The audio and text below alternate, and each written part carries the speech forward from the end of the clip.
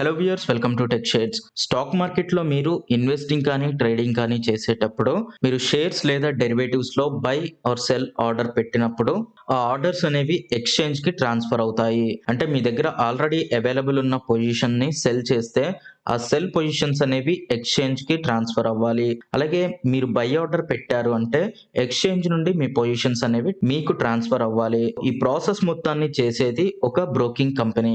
ఈ broking company మీకు transactions అన్ని చేసినందుకు గాను బ్రోకరేజ్ అనే ఒక ఛార్జ్ తీసుకుంటుంది. అంటే మీరు ట్రేడింగ్ అకౌంట్ లో ప్లేస్ చేసే ఆర్డర్స్ అనేవి ఎక్స్చేంజ్ కి మీ ట్రేడింగ్ అకౌంట్ కి మధ్య ట్రాన్సాక్షన్స్ జరిగినందుకు గాను మధ్యలో ఈ బ్రోకింగ్ కంపెనీ అనేది బ్రోకరేజ్ అనే ఛార్జ్ ని తీసుకుంటుంది. అయితే ఈ బ్రోకరేజ్ ఛార్జ్ ని ఒక్కో బ్రోకింగ్ కంపెనీ ఒక్కోలా తీసుకుంటుంది.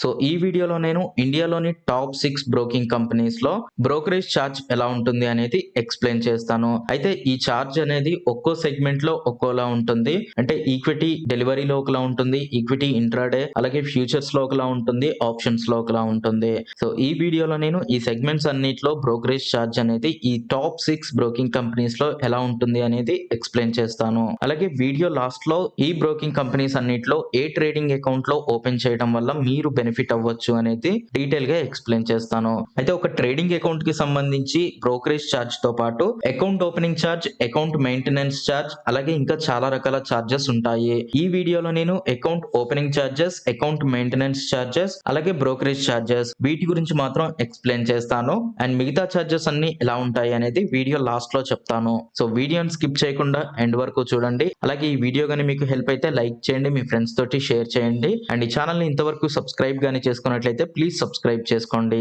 అండ్ సబ్స్క్రైబ్ చేసుకోగానే పక్కనే ఉన్న బెల్ ఐకాన్ ని క్లిక్ చేయండి.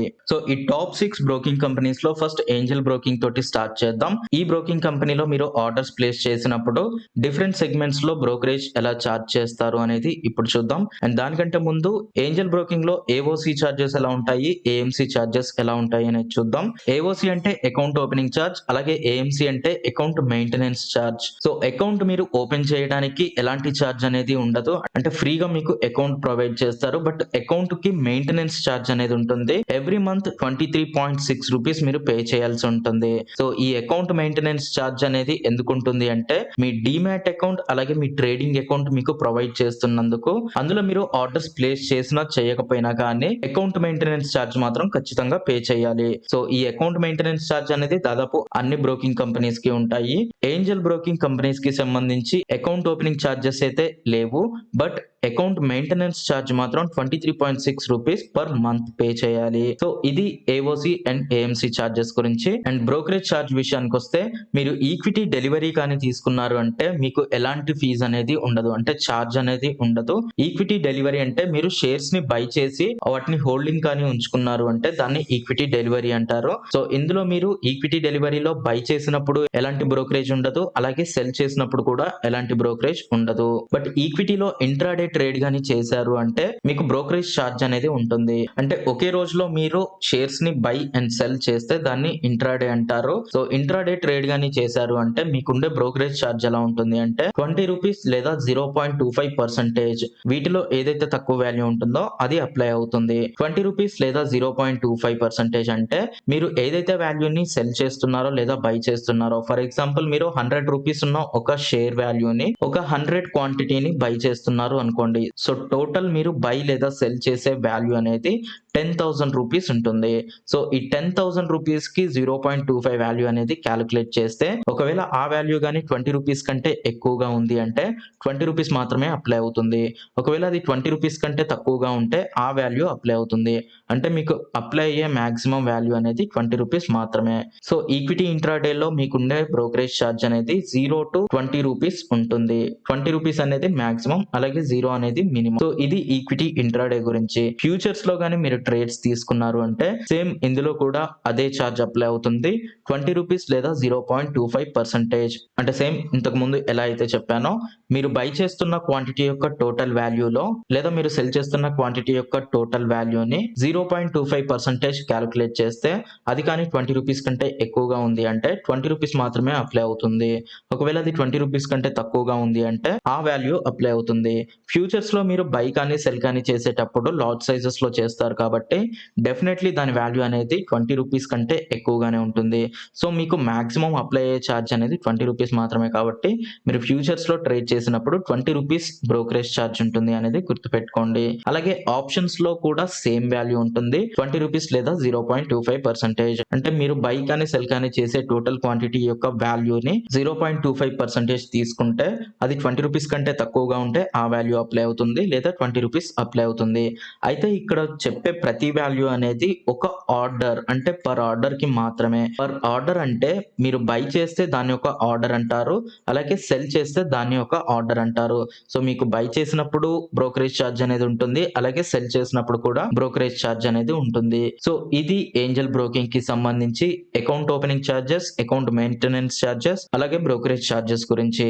అండ్ నెక్స్ట్ అప్‌స్టాక్స్‌లో మీరు అకౌంట్ గాని ఓపెన్ చేశారు అంటే 249 రూపీస్ అకౌంట్ ఓపెనింగ్ చార్జెస్‌లా పే చేయాలి. అయితే ఈ చార్జ్‌నే మీకు 1 ఇయర్ వరకు అకౌంట్ మెయింటెనెన్స్ చార్జ్‌లా కూడా తీసుకుంటారు.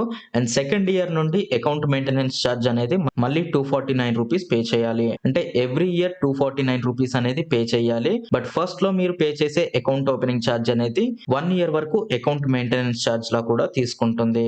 సో, ఇది ఏఓసీ అండ్ ఏఎంసీ చార్జెస్ గురించి.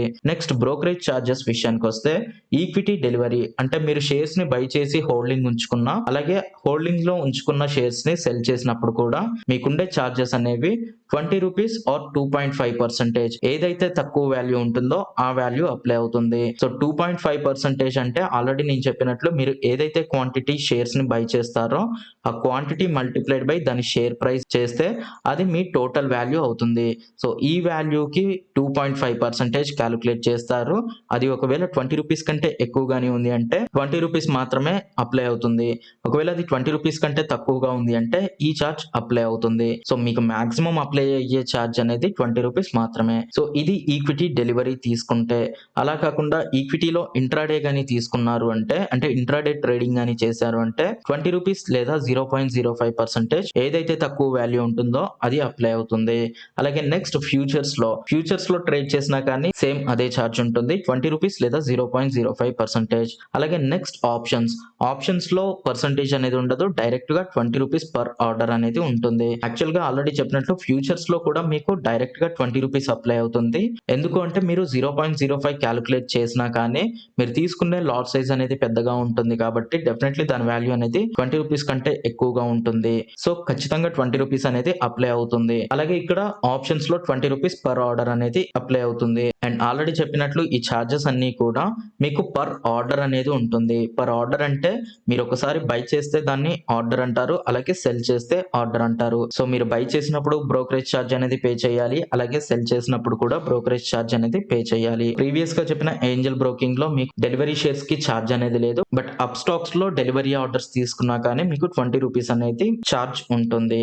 ఇది అప్‌స్టాక్స్‌లో బ్రోకరేజ్ చార్జెస్ గురించి, అలాగే account opening charge and account maintenance charges గురించి.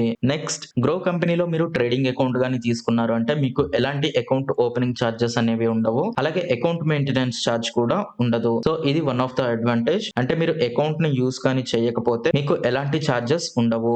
ఓన్లీ మీరు అకౌంట్ లో ట్రేడింగ్ చేసినప్పుడు మాత్రమే మీకు చార్జెస్ అనేవి ఉంటాయి. సో, మీరు ట్రేడింగ్ చేసినప్పుడు బ్రోకరేజ్ చార్జ్ ఎలా ఉంటుంది అనేది చూస్తే ఈక్విటీలో మీరు డెలివరీ గాని తీసుకున్నారు అంటే షేర్స్ ని బై చేసి హోల్డ్ చేసుకున్నా లేదా హోల్డింగ్ షేర్స్ ని సెల్ చేసినా కానీ మీకుండే చార్జెస్ అనేవి 20 రూపీస్ లేదా 2.5% ఏదైతే తక్కువ వాల్యూ ఉంటుందో ఆ వాల్యూ అప్లై అవుతుంది. అలాగే నెక్స్ట్ ఈక్విటీ ఇంట్రాడేలో సేమ్ ఇంతకు ముందు ఎలా అయితే చెప్పుకున్నామో అప్‌స్టాక్స్ అలాగే ఏంజెల్‌లో 20 రూపీస్ ఆర్ 0.05% ఏ వాల్యూ అయితే తక్కువ ఉంటుందో అదే అప్లై అవుతుంది.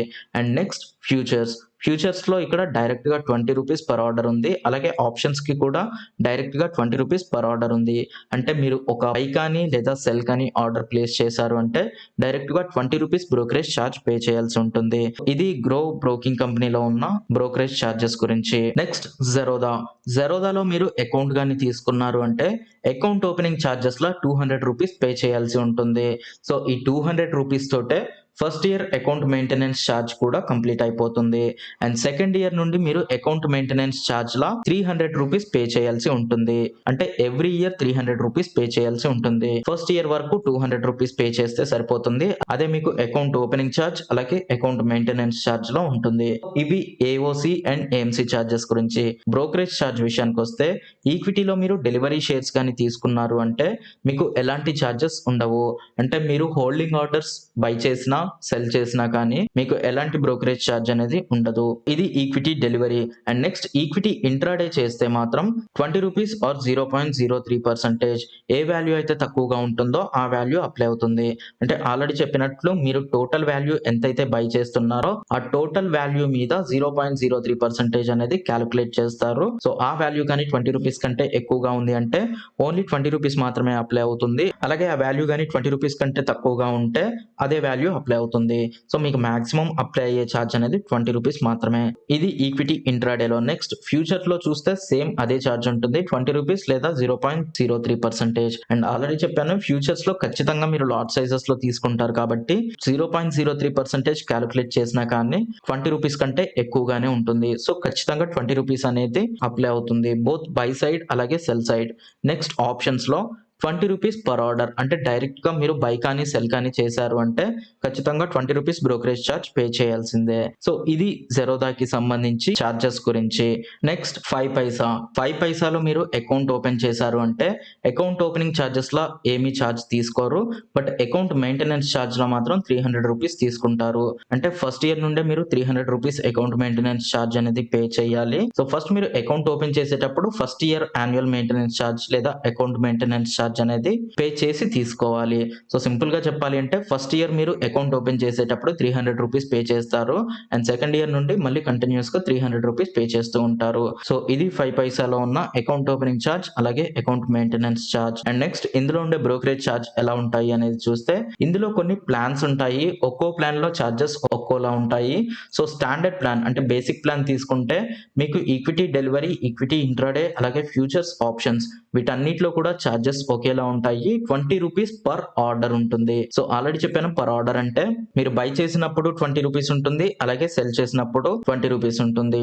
ఇందులో మీకు క్వాంటిటీ కానీ సైజ్ కానీ దేనితోటి సంబంధం లేకుండా డైరెక్ట్ గా ₹20 ఛార్జ్ అనేది ఉంటుంది. అయితే ఇది స్టాండర్డ్ ప్లాన్. అలా కాకుండా మీరు ఇందులో పవర్ ఇన్వెస్టర్ ప్యాక్ కానీ తీసుకున్నారు అంటే ₹499 పర్ మంత్ పే చేస్తే దీంట్లో వేరేలా ఛార్జెస్ ఉంటాయి. అలాగే అల్ట్రా ట్రేడ్ ప్యాక్ కానీ తీసుకున్నారు అంటే ఎవ్రీ మంత్ $999 పే చేయాలి. సో దీంట్లో కూడా బ్రోకరేజ్ ఛార్జ్ అనేది వేరేలా ఉంటుంది.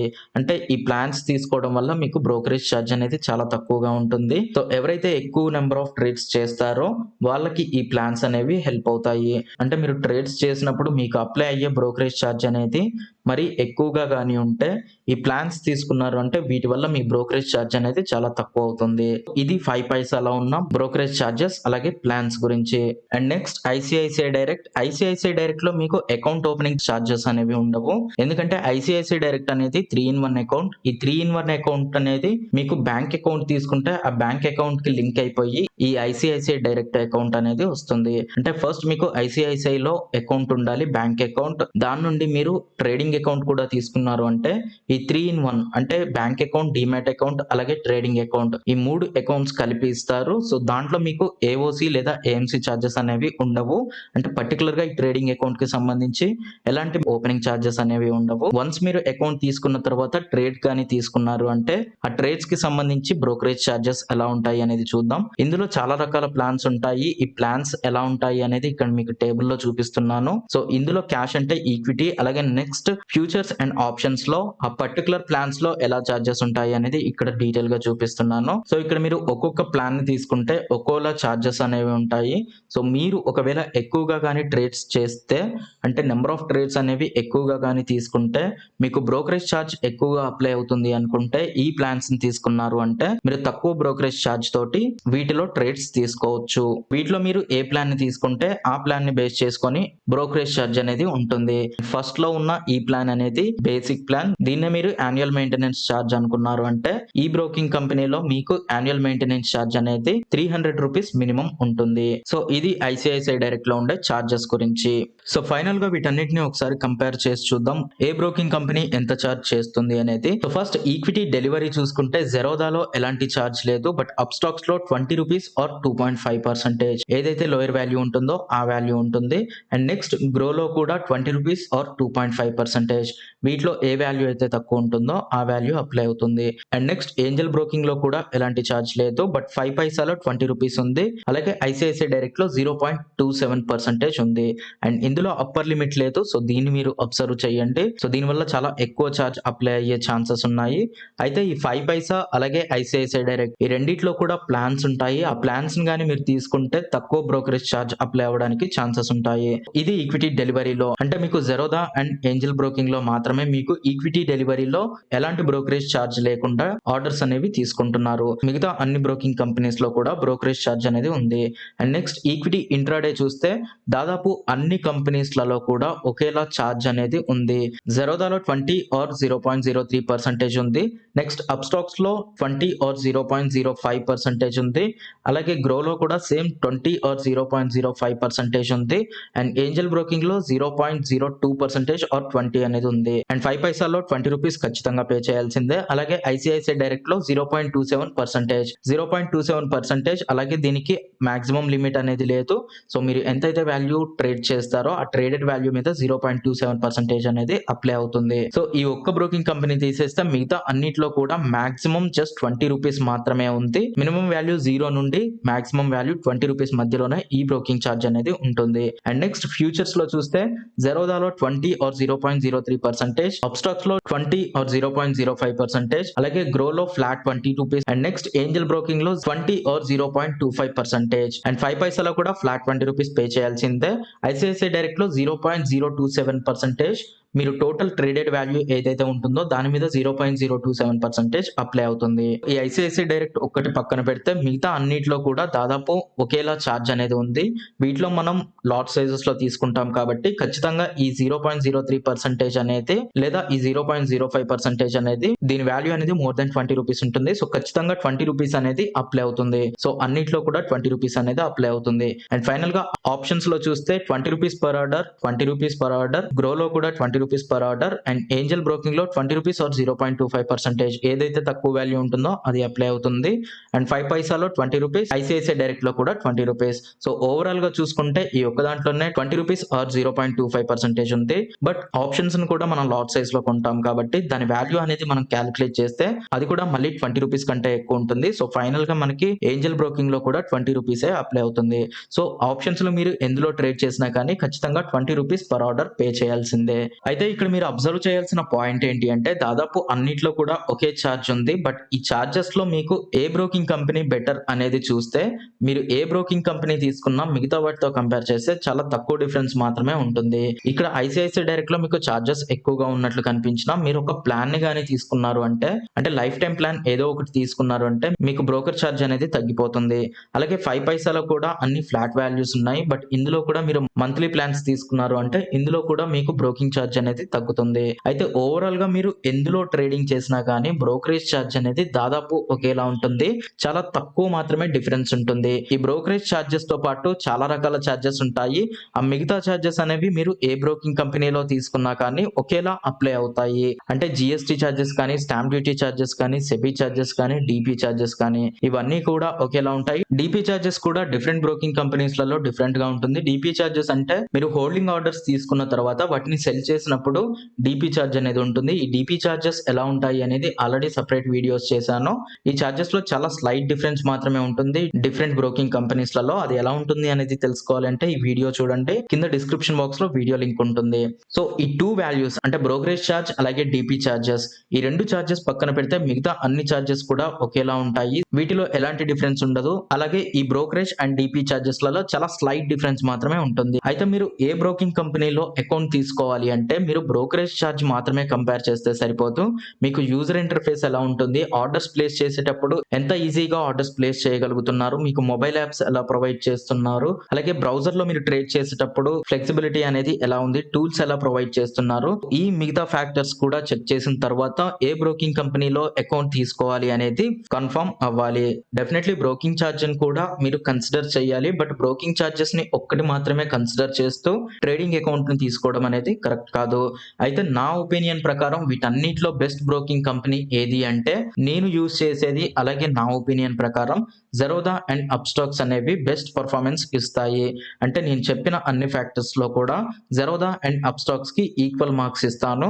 సో ఈ 2 బ్రోకింగ్ కంపెనీస్ లలో మీరు ఏ బ్రోకింగ్ కంపెనీ అయినా యూజ్ చేసుకోండి. డెఫినెట్లీ చాలా మంచి ఎక్స్పీరియన్స్ ఉంటుంది. మీరు ట్రేడింగ్ ఇంట్రాడే కానీ ఓవర్ నైట్ కానీ పొజిషన్స్ ఎలా తీసుకోవాలి అనుకున్నా కానీ వీటిలో మంచి యూజర్ ఇంటర్ఫేస్ ఉంటుంది. మీకు ఆర్డర్ ప్లేసింగ్ లో చాలా ఈజీగా ఉంటుంది. అలాగే వీళ్ళు ప్రొవైడ్ చేసే చార్ట్స్ కూడా చాలా బాగుంటాయి. And India top broking companies list లో కూడా ఈ 2 కంపెనీసే ఫస్ట్ అండ్ సెకండ్ ర్యాంకింగ్ లో ఉన్నాయి. ఈ 2 కంపెనీస్ కంబైన్డ్ గా 25% కంటే ఎక్కువ టర్న్ ఓవర్ అనేది జరుగుతూ ఉంటుంది. అంటే టోటల్ ఇండియన్ మార్కెట్ లో టర్న్ ఓవర్ అనేది 25% కంటే ఎక్కువ ఈ Zerodha and Upstox companies trading account లోనే జరుగుతూ ఉంటాయి. సో మీరు ఒకవేళ ట్రేడింగ్ అకౌంట్ తీసుకోవాలి అనుకుంటే నా suggestion Zerodha and Upstox. And మీరు ఈ 2 అకౌంట్స్ లలో ట్రేడింగ్ అకౌంట్ తీసుకోవాలి అనుకుంటే కింద Zerodha and Upstox account opening links ఉంటాయి. ఆ లింక్స్ ని యూజ్ చేసుకొని మీరు ట్రేడింగ్ అకౌంట్ గానీ తీసుకున్నారు అంటే అకౌంట్ విత్ ఇన్ 24 hours లో ఓపెన్ అవుతుంది. అలాగే ఈ ఛానల్ కి హెల్ప్ చేసినట్లు అవుతుంది.